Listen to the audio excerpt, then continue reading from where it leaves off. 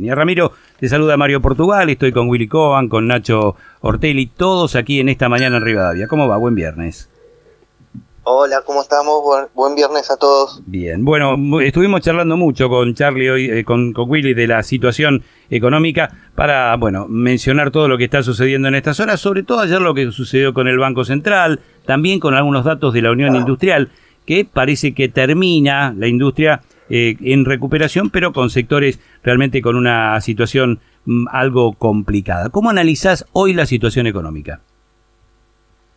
A ver, me gustaría más un balance de lo que fue, más que el primer año de gobierno de Milei, directamente el cambio de ciclo económico que está viviendo la Argentina. Argentina está abandonando lo que fue el socialismo del siglo XXI que impuso el kirchnerismo, está desarmando todo ese modelo económico y en simultáneo, algo que no hicieron otros gobiernos, en simultáneo también se está desarmando todo lo que fue la Argentina de economía cerrada, todo lo que fue la Argentina de economía corporativa, todo lo que fue esa oda por un siglo al gasto público. Bueno, todo eso se está haciendo en simultáneo. Si querés, es como una crisis de mamushkas, ¿no? Donde primero desarmabas el socialismo del siglo XXI que te trajo el kirchnerismo, que tiene características propias, principalmente las expropiaciones.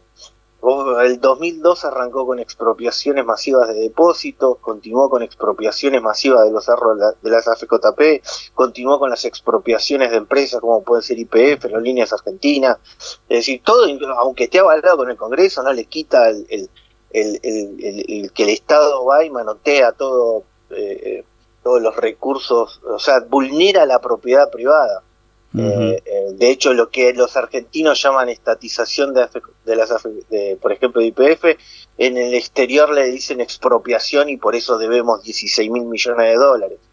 En consecuencia, esa fue una característica muy propia del socialismo del siglo XXI. También, obviamente, la destrucción de todas las estadísticas públicas. Argentina vivió 8 años sin estadísticas públicas, o por ejemplo, el alineamiento que ya teníamos directo con dictaduras de la región. Bueno, todo eso es lo que se está desarmando, si querés, lo que dejó el kirchnerismo. Y en simultáneo, también se desarma esta oda al gasto público que se hizo el último siglo, que es lo que nos trajo principalmente todo lo que es la inflación de 2 dígitos, y no 3, y si no 4 dígitos, como fue la hiperinflación, y que también nos trajo todo el endeudamiento al Estado. Así que como bien resumen te decía, esto de Argentina está haciendo un cambio de modelo económico donde está desarmando 2 modelos en simultáneo para poder integrarse al mundo con las reglas de este siglo al menos. Ramiro, si hay que buscar los factores para determinar la baja de la inflación, vos hablás de la baja del gasto público, ¿ese fue el principal elemento o qué otros factores inciden para que baje la inflación en la Argentina?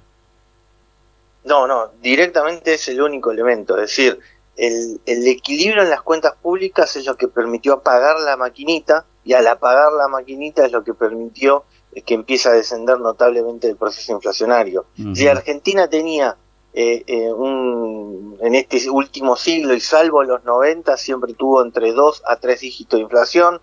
De hecho, todos los 40 y 50 fueron con 2 dígitos de inflación, todos los 60 y principalmente los 70 ya fueron con 3 dígitos de inflación, los 80 fueron con 4 o 5 dígitos, llegamos hasta 4 dígitos de inflación, una inflación de 5.000% que tuvo el 89 y 90.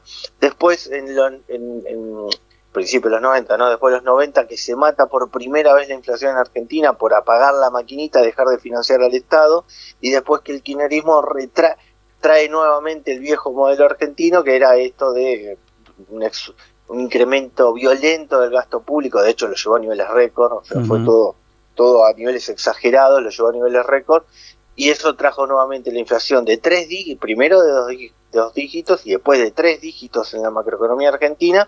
Y un punto no menor, el nivel de endeudamiento que dejó el kirchnerismo es, en el 2002 la deuda pública eran 140.000 millones de dólares, cuando se fueron eran 500.000 millones de dólares. Es decir, en estas 2 últimas décadas la deuda pública aumentó en 360.000 millones de dólares, de los cuales 300.000 millones tomó el peronismo en toda su en todas sus presidencias y 60.000 millones tomó Cambiemos en sus 4 años. Estamos Entonces, hablando con Ramiro. Fíjate que... Sí, te escuchaba. No, cerraba con esto de Sí. que finalmente estos dos modelos económicos que te estaba hablando, fíjate que siempre dieron el mismo resultado. Es decir, era difícil que Argentina no tenga un lanzado proceso inflacionario si le hace una oda del gasto público que llegó al extremo con Alberto Fernández de un déficit fiscal ya de 15 puntos del PBI. Es un déficit fiscal que no tuvieron países directamente en la pandemia, para que tengamos una idea de lo que estamos hablando. Sí. Bueno, Ramiro Castiñeira, economista, está en diálogo con Rivadavia, lo incorpora Willy Cohen a la charla. ¿Qué tal, Ramiro? Un abrazo grande, buen día. ¿Cómo estás, Willy? Muy bien, muy bien. Bueno, el gobierno acaba de, ya lo ha reiterado muchas veces, ¿verdad?, que no se va a mover del superávit fiscal, que es de lo que recién venías comentando, y también dice no nos vamos a mover del ancla cambiaria. Entonces la pregunta que yo te formulo es, ¿cómo estás viendo para adelante la discusión que hay respecto de la política cambiaria? Es decir, la combinación de cepo, dólar blend, crawling peg. ¿Cómo estás analizando esa situación? ¿Qué crees que va a hacer el gobierno y qué, digamos, recomendarías que haga? Que a veces no es lo mismo, digamos. A ver, primer punto, hay que entender de que el cepo existe porque existía el déficit fiscal. Una vez que vos equilibraste las cuentas públicas y madura la situación, el cepo deja de tener sentido siquiera.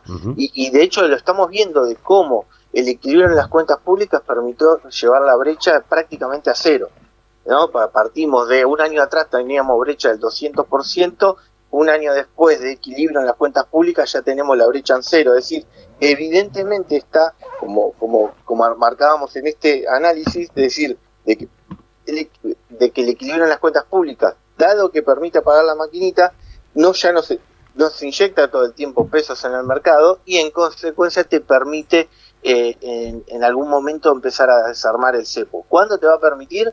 Bueno, evidentemente la recuperación del nivel de actividad, la recuperación del crédito, la confianza de los argentinos que empiezan a tener en su economía, de hecho el riesgo país está reflejando eso, todo eso te está advirtiendo de que se recompone la demanda de pesos en la economía y como ya no se emite la oferta fija, entonces empieza a encontrarse un nuevo equilibrio en la oferta y demanda de pesos que te va a permitir en algún momento, seguramente durante el 2025, que la mayor parte de las restricciones del cepo cambiario directamente dejen de tener sentido. Es decir, ya lo estamos viendo, la brecha casi en cero hace de que, bueno, entonces ¿para qué tenemos el cepo? Bueno, eso se va a profundizar durante el 2025 y en algún momento todas estas restricciones que nos quedan de resabio, vas a ver que en algún momento el gobierno va a decidir, eso ya será el análisis de la coyuntura de cuándo decidan ellos, pero nuevamente acá lo importante es esto, de que el equilibrio en las cuentas públicas permite que no tenga sentido el cepo y por lo tanto Argentina en algún momento del 2025 empieza a desarmar todo el remanente de que quedó del cepo. ¿Sos muy optimista para el 2025? A ver, más que del 2025 te diría que me da la sensación de que finalmente la sociedad argentina entendió de que el ciclo que estábamos viviendo era destructivo, era autodestructivo. La Argentina se estaba autodestruyendo con toda la política económica que estaba haciendo con el kirchnerismo. Como que esa ficha finalmente cayó, quizás cayó también porque lo veían ya en su bolsillo, ¿no? Argentina llegó a la situación de que los argentinos, ya no importa si trabajabas o no, a muchos argentinos ya iban a ser pobres igual.